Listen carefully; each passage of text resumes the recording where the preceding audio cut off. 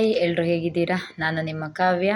ನಾನಿವತ್ತು ನಿಮಗೆ ಬೆಂಡೆಕಾಯಿ ಚಿಪ್ಸ್ ಮಾಡೋದು ಹೇಗೆ ಅಂತ ಹೇಳ್ಕೊಡ್ತಾಯಿದ್ದೀನಿ. ತುಂಬಾ ಸಿಂಪಲ್ಲಾಗಿರುತ್ತೆ, ಗರಿ ಗರಿಯಾಗಿ ಕೂಡ ಇರುತ್ತೆ, ತುಂಬಾ ಟೇಸ್ಟಿಯಾಗಿರುತ್ತೆ. ಈಗ ಅಂತೂ ಮಕ್ಕಳಿಗೆ ಸಮ್ಮರ್ ಹಾಲಿಡೇಸ್ ಇರುತ್ತಲ್ವ, ಆರಾಮಾಗಿ ಮಾಡಿಕೊಡಿ. ಬನ್ನಿ ಮಾಡೋದು ಹೇಗೆ ಅಂತ ಹೇಳ್ಕೊಡ್ತಾಯಿದ್ದೀನಿ. ಮೊದಲಿಗೆ ಬೆಂಡೆಕಾಯಿನ ಚೆನ್ನಾಗಿದೆ, ಸ್ವಲ್ಪ ಎಳೆ ಬೆಂಡೆಕಾಯಿನ ತೊಗೊಂಡ್ಬಿಟ್ಟು ಚೆನ್ನಾಗಿ ತೊಳೆದು ಒರೆಸಿಟ್ಕೊಳ್ಳಿ, ನೀರಿನ ಅಂಶ ಹೋಗೋವರೆಗೂ. ನೋಡಿ, ಈ ಥರ ಕಟ್ ಮಾಡಿ ಇಟ್ಕೊಂಡ್ಬಿಟ್ಟು, ನಾನು ಬೀಜ ಯಾವುದು ತೆಗೆದಿಲ್ಲ, ಅದನ್ನ ಒಂದು ಬೌಲ್ಗೆ ಹಾಕ್ಕೊಂಡ್ಬಿಟ್ಟು, ಈಗ ಅದಕ್ಕೆ ಸ್ವಲ್ಪ ಮೈದಾ ಹಿಟ್ಟು,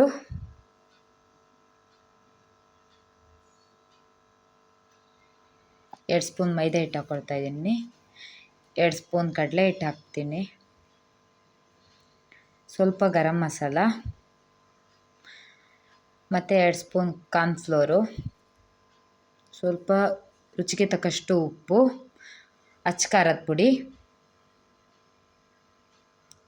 ಇಷ್ಟನ್ನು ಹಾಕಿ ಚೆನ್ನಾಗಿ ಸ್ವಲ್ಪ ಮಿಕ್ಸ್ ಮಾಡ್ಕೊಳ್ಳೋಣ. ಯಾವುದೇ ಥರದ ನೀರು ಉಪಯೋಗಿಸ್ಬೇಡಿ, ಇದಕ್ಕೆ ಈ ಥರ ಆಗಿರುತ್ತೆ. ಇದಕ್ಕೆ ಸ್ವಲ್ಪ ಎಣ್ಣೆನ ಹಾಕ್ಕೊಳ್ಳೋಣ. ಕಾದಿ ಎಣ್ಣೆ ಆದರೂ ಆಗುತ್ತೆ, ನಾರ್ಮಲ್ ಎಣ್ಣೆ ಆದರೂ ಆಗುತ್ತೆ. ಸ್ವಲ್ಪ ಎಣ್ಣೆ ಹಾಕ್ಬಿಟ್ಟು ಮತ್ತೆ ಸ್ವಲ್ಪ ಚೆನ್ನಾಗಿ ಕಲಿಸ್ಕೊಳ್ಳೋಣ. ಈ ಥರ ಆಗುತ್ತೆ. ಈಗ ಆಲ್ರೆಡಿ ಎಣ್ಣೆ ಕಾಯಕ್ಕೆ ಇಟ್ಕೊಂಡಿದ್ದೀನಿ. ಎಣ್ಣೆ ಕಾಯ್ತಾ ಇದ್ದಂಗೆ ಆಲ್ರೆಡಿ ನೋಡಿ ಒಂದು ಬಿಟ್ಟು ಫ್ರೈ ಮಾಡಿ ನೋಡಿದ್ದೀನಿ, ಚೆನ್ನಾಗಿರುತ್ತೆ. ಈ ಥರ ಬಿಡಿ ಬಿಡಿಯಾಗಿ ಬಿಡಬೇಕು.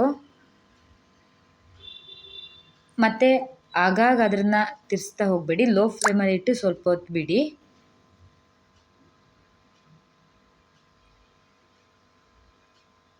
ಎರಡು ಮೂರು ನಿಮಿಷ ಆದಮೇಲೆ ಅದನ್ನು ಸ್ವಲ್ಪ ಮಗ್ಚಿ, ಆಯಿತಾ? ನೋಡಿ, ಆಲ್ರೆಡಿ ಈ ಥರ ಆಗಿದೆ. ಈಗ ಸ್ವಲ್ಪ ತಿರ್ಸ್ಕೊಳ್ಳೋಣ, ತುಂಬಾ ಚೆನ್ನಾಗಿರುತ್ತೆ. ಈ ಥರ ರೋಸ್ಟ್ ಆದರೆ ಸಾಕು, ಆಯಿತಾ? ತುಂಬಾ ರುಚಿಯಾಗಿರುತ್ತೆ. ಒಂದ್ಸಲ ಟ್ರೈ ಮಾಡಿ ನೋಡಿ. ನನ್ನ ಚಾನಲ್ ನಿಮಗೆ ಇಷ್ಟವಾಗಿದ್ದರೆ ಲೈಕ್ ಮಾಡಿ, ಶೇರ್ ಮಾಡಿ, ಕಮೆಂಟ್ ಮಾಡಿ, ಮತ್ತು ಸಬ್ಸ್ಕ್ರೈಬ್ ಕೂಡ ಆಗಿ. ನಾನು ಹಾಕೋ ಪ್ರತಿಯೊಂದು ವಿಡಿಯೋನು ಮೊದಲು ನಿಮಗೆ ಬರುತ್ತೆ. ಧನ್ಯವಾದಗಳು ಫ್ರೆಂಡ್ಸ್.